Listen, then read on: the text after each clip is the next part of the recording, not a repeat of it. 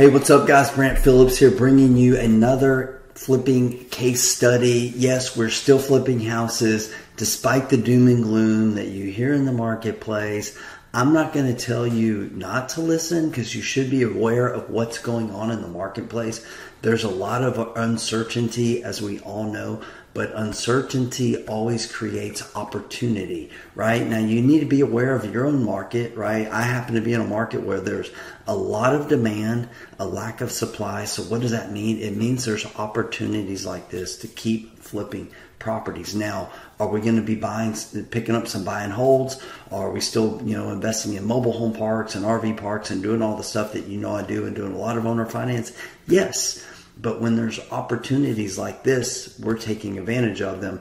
And what that means for me and my business, even in today's market, it means 3 to 4 properties like this each and every month, typically. Sometimes a little bit more, sometimes a little bit less. But so I'm sharing with you, providing these free case studies is to just really letting you know, it's like, that there's opportunities available for you out there if you are looking to flip houses. Now, you need to proceed with caution, and you need to make sure that you have a good foundation of education and a game plan to get you where you want to go. But look, my only job here is to inspire, educate, motivate, and equip you guys to go out and flip and invest wisely and sustainably. That's really, really important. I've been doing this 16, almost 17 years now, and sustainability is huge to me. So I'm going to show you in these case studies, especially one like this, like why this is what I would call a very, very safe deal, and kind of deals like this are what I've built my business around,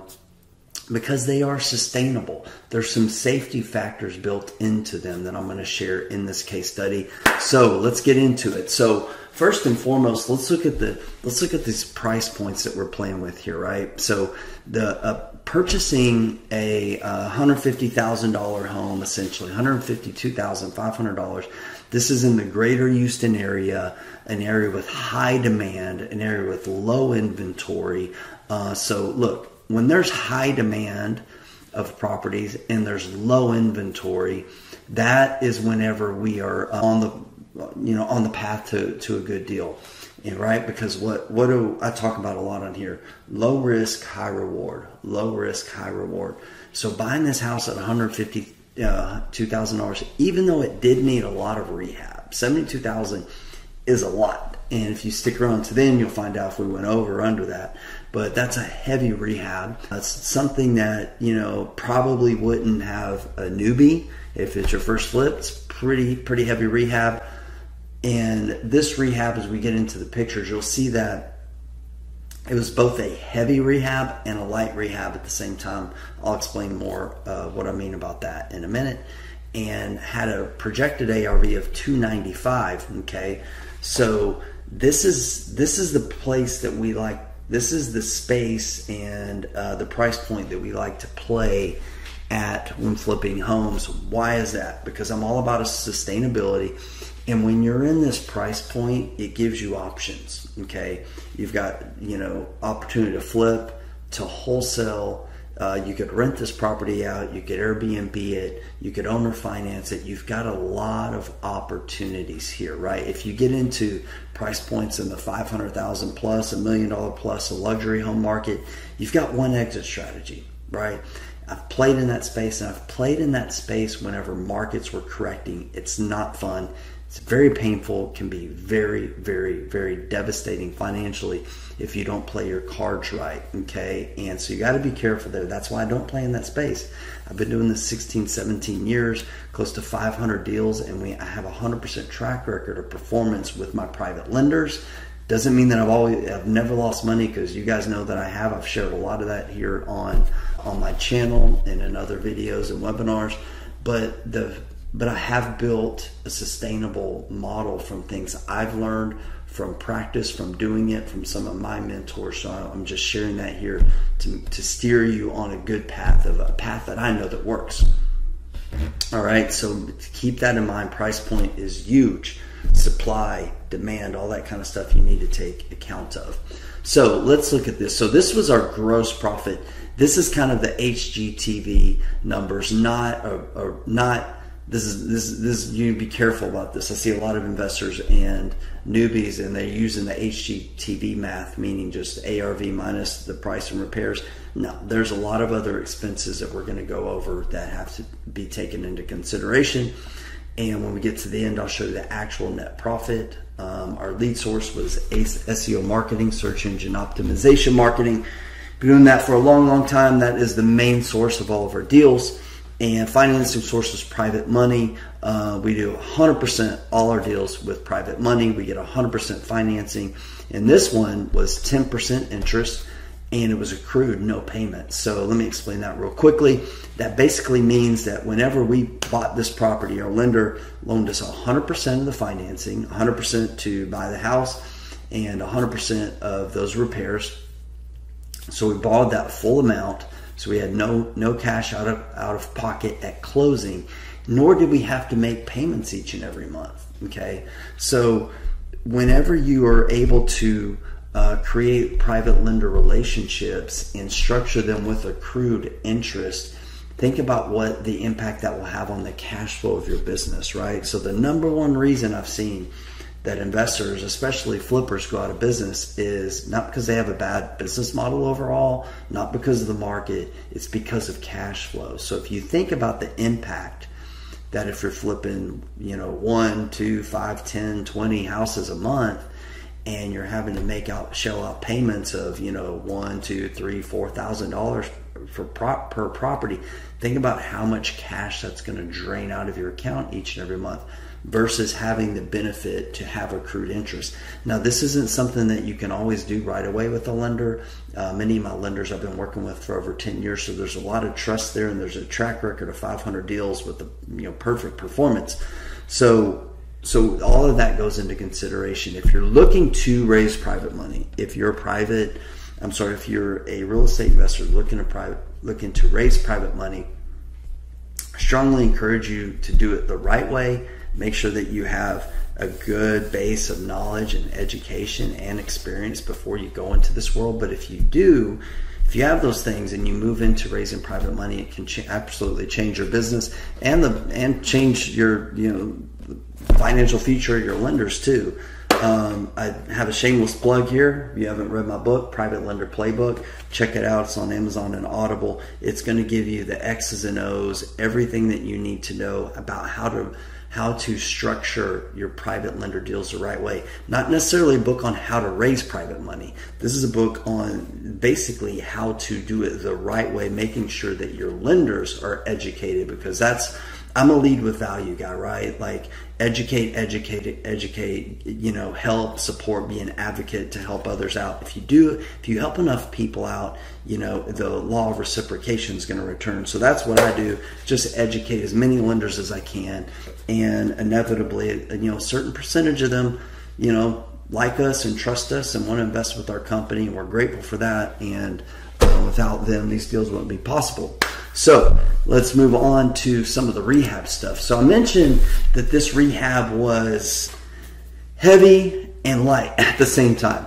So foundation was jacked. This was a heavy foundation job. We did a lot of work on the foundation, interior and exterior piers. It's close to the $10,000 range. I don't have that exact number of piers, the details, but I want to say it was in the 45 pier range. And then also the driveway was jacked.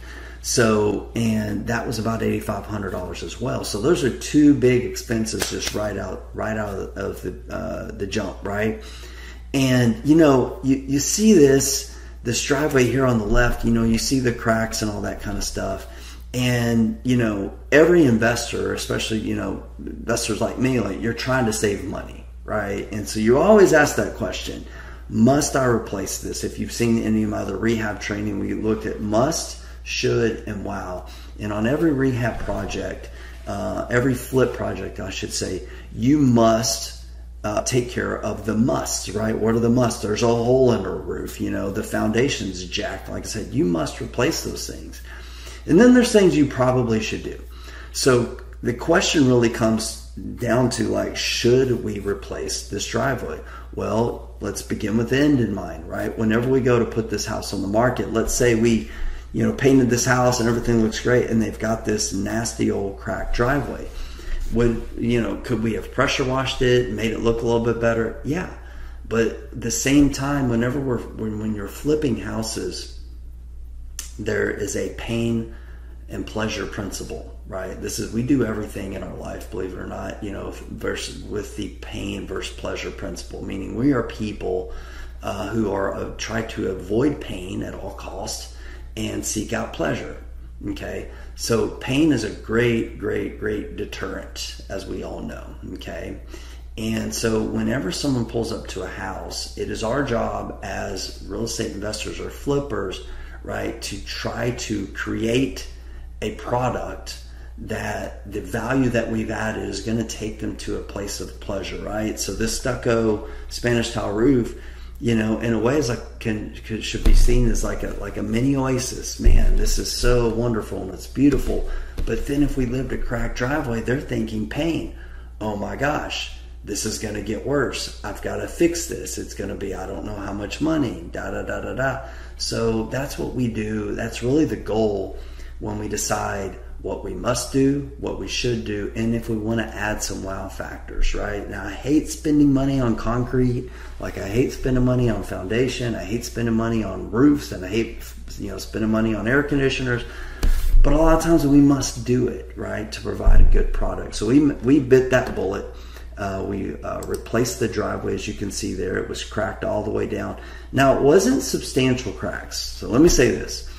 So if this property had been, say, below the $200,000 price point, there's a really good chance we may have kept this roof, cleaned it up. There wasn't like 2 or 3 inch, differences in the level where pop a tire or something like that.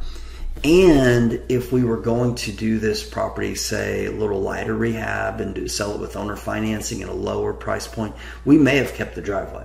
I will say that. But this property, we felt really good with our ARV of 300,000 or 295, whatever it was, if we checked the boxes, right? Meaning, hey, there's a clear map to hit our profit. We just need to do the things that we need to do. And that was one of the things that we need to do. And there was even a potential to sell this property for a little bit more. But so there's the after product. Now, I mentioned that this rehab was a heavy rehab and also a light rehab. So what do I mean by that? So we had some really heavy lifting before we even started the project. We had a lot of foundation work. It's kind of hard to see, but you can see some big cracks here and there.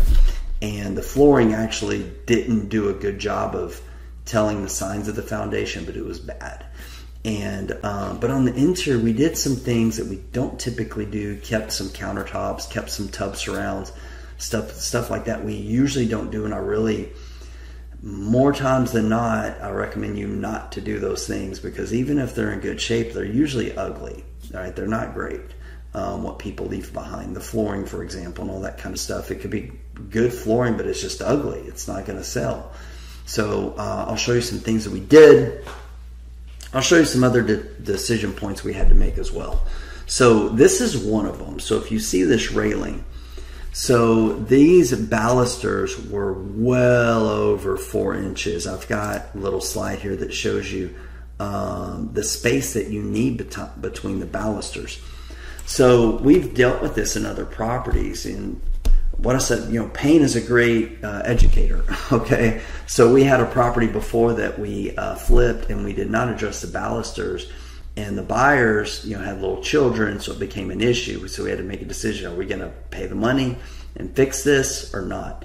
So on this property, we debated replacing all these balusters, or we could have put some plywood, we could have put sheetrock and filled it in, or whatever. We could have done wrought iron. We looked at all those options. At the end of the day, we just decided, you know what, we're going to roll the dice and hope that our buyers doesn't have little children.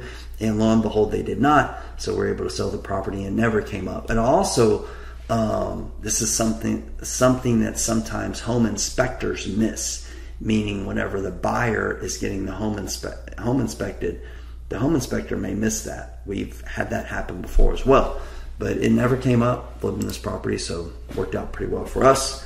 There's another angle. We were also able to keep some of the lighting here. That's something we don't typically do, but we were able to keep this, you know, we do on occasion. This was a good fan, so we kept that. You can see the foundation cracks going all over here. All right, there's just another view of, I believe that's the dining area. Paint, kind of standard rehab for the most part. Neutral colors, right? Light beige, light grays. Vinyl plank flooring is kind of our go-to in most of our rehabs these days. And now here's the kitchen. Sorry about the lighting. We did replace the flooring and we replaced the stove, but we kept the granite countertops and the backsplash. Now, personally, I really didn't like it. We went back and forth on this decision, whether or not, you know, we should replace it or not. We didn't love it, but here's what it came down to, right? Like, there's musts, shoulds, and wows, right? Things you must do, things you should do, and if you want to add some wow factors. And then so you got to kind of put that into your computation in your mind and decision points, and also like, what's our supply? What's our demand? What's our price point? We had basically no supply, right? There's like two other houses for sale, not even great products. So we knew we were in a market right then at that point in time with very little supply. Now, the fact of the matter is the next week there could be 10 houses for sale. And I've seen this happen before where we were flipping a house on a cul-de-sac. There's like no houses on the market in that area, or very few. And then within 3 months, there were 4 houses on this one street for sale, right? So there's tons of competition just on that street. So it can always change, but we know, hey, price point's good, supply's good. We don't have to rehab this thing to the nines. And the countertops, the backsplash were clean and functional. They weren't horrible, but definitely not something that we loved. But so we decided to keep them. All right, there's another picture of, I think the dining room, bedrooms were pretty standard. Paint, carpet, update your light fixtures. You know, nothing to go into great depth about those. So here in the this is the master bathroom. The pictures, the photography here is not too great, okay? But as you can see, we had the same granite that we kept. We had these big mirrors that we kept. Now, we did put a mirror trim around them and paint that. And then it had this kind of jacuzzi tub over here with this wood paneling around. We kept that. The shower, we kept it, but we painted it. The shower we did have to open up because it was closed up. We didn't have to open up. We just chose to. It was pretty tight in there. So what we did to open it up was we just got rid of the door and installed this shower glass here that just made it feel much more bigger and much more open. Now, this is a cost-saving measure, and you just have to decide. You know, once again, must, should, wow. This shower had a shower glass before. You notice now it does not have shower glass. Okay, so must you install shower glass? We found that most times you do not have to. Okay, most of our showers, that we just leave them as walk-in showers, and we assume that the buyer's either going to put up a shower curtain rod or install a shower glass later. Occasionally they'll ask for it, and something that we will negotiate or we won't. It just depends on the deal. It depends on the offer and other factors. But we kind of just left it as is. We did resurface this tub. You know, what we found with soaker tubs, garden tubs, jacuzzi tubs, we don't think people use them a whole lot. That's on personal experience and talking to people. So what we will typically do, we want to keep them. I'm not a big fan of resurfacing tubs or showers, but on tubs we do that, and I've done it personally for some family members, and they had a great experience, meaning it lasts for years and years and years and years and look great because they didn't use it very much. So that's what we will typically do. We don't like to replace garden tubs and soaker tubs and all that kind of stuff. So yeah, so once again, we kept the granite, kept the mirrors, and kept the tub, and we did redo the shower and the flooring in there, you know, painted the cabinets and new hardware and stuff like that. But that was about it. Same kind of thing in the hall bath. Once again, left the countertops, you can see that, left the mirrors, we put a mirror trim, we did update the lighting, we kept this flooring. I thought we replaced all the flooring in the house. I forgot we kept this flooring. It wasn't bad. It was upstairs. kids' bathroom essentially, or guest bathroom, so we left it. We even left the shower. These are things we don't typically do, but like I said, each and every flip is a little bit different. So it's about picking your spots, knowing where to add value, know where to put in the work, and know when to just kind of clean it up. So let's get into our numbers. So once again, bought this house for $152,500. Projected repairs were $72,784. We actually went over budget quite a bit here. If I recall, that was a little bit, the foundation was much worse than we thought. And the driveway, I think, was about what we thought. And then on the plumbing, on the foundation, a lot of times when you do a lot of foundation work, it requires some work on the sewer lines, the septic line, the sewer lines underneath the house. So we did some additional work there. And I don't recall what else. I think we had to replace a garage door and do this and this and that, and the air conditioner. So this is a pretty big rehab, but my guys knocked it out super quick. So our sale price was $300,000. It was actually $310,000. We listed at $315,000, settled at $310,000, but there was a $10,000 contribution that we made to the buyer from us, the seller. So we're calling it a $300,000 sale price. Hold time was 4 months, right? So they banged the rehab out, despite we had to stop. We had to pull permits. We weren't expecting that in this area. So I was actually shocked that they got this rehab done as quickly as they did. Sold lightning fast, and this was our actual net profit.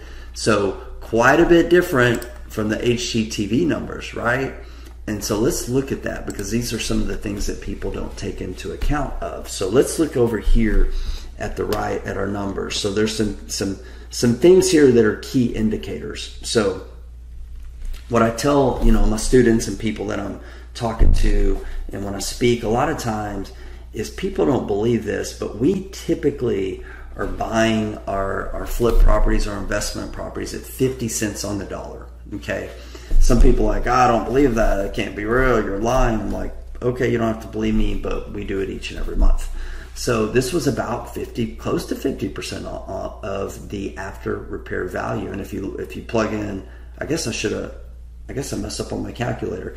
Add $5,000 to this profit, because we actually sold this property for $300,000. So we're a little over $42,000 on here. I apologize. Forgot to make that change. So if you look at this is a key indicator of a deal, that we are typically about 50% of our purchase price is about 50% of the ARV. That's before repairs, right? When you factor in the rehab, and we were projecting $72,000, that needs to be updated as well. So I apologize once again. This number should have been adjusted to $80,000. So I guess our profit is lower now. Sorry, about $34,000 range. Sorry about that. This is what we have, a very low marketing budget, because we've been doing SEO for a long time. So a lot of this is what I pay my acquisitions agent who closes our deals, and plus for our SEO that we do in-house. So a couple things I want to point out is that $35 a square foot for a rehab used to be unheard of, all right, prior to COVID.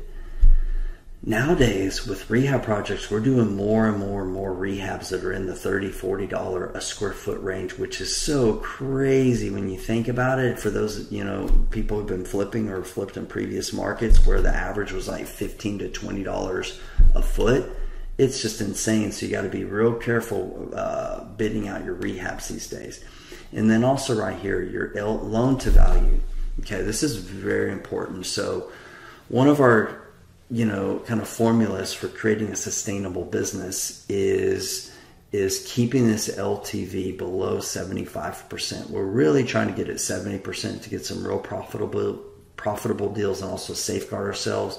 There are times when we will go above the 77%. I'm sorry, above the 75%. This one, we didn't, we veered slightly above that. And why is that? Because we felt safe with it, right? We felt safe that, hey, at the end of the day, we've got low supply, we've got high demand. Even if this took 12 months to to sell, that we would still be in the black. We would still be profitable if you see that down here. So those are some things that we look at. Lucky enough, this house sold right away, pretty much first weekend on the market. So we're able to capture, a really good profit. When the dust all settles, it's probably around $34,000 or so. But hey, that's not a bad payday for 3 or 4 months of work for a property that I think I saw twice, and it's like 10 minutes or 15 minutes from my house. That makes it convenient too when you're flipping properties in your own backyard. But these are kind of the hidden costs that a lot of investors don't factor in, right? So we had our accrued interest. This was our private lender payment. We did pay them a point at closing, right? Because it roughly loaned us $220,000. So we paid them 1%. And then each month that we are holding the property, we're paying insurance, we're paying taxes, we have utilities costs, all that stuff. We pay closing costs when we buy, closing costs when we sell, all that kind of stuff. So whenever you have your calculations, you're analyzing your deals, make sure that you're looking at all these numbers, you're factoring the whole time. And so at the end of the day, we walked away with this profit in the mid 30 range. How about that? We'll say that. So that's all I have for this case study. Hey guys, if you got value from this, appreciate you click the like button, you subscribe to the channel. We've got a lot of content out there, and if there's anything that I can do to help you personally, please post a comment, send us a message. I'll be glad to help and share as much as I can about my experience and what my feedback is on your situation with your investing business. That's all we have on today's show in this case study. So we'll talk to you guys next time.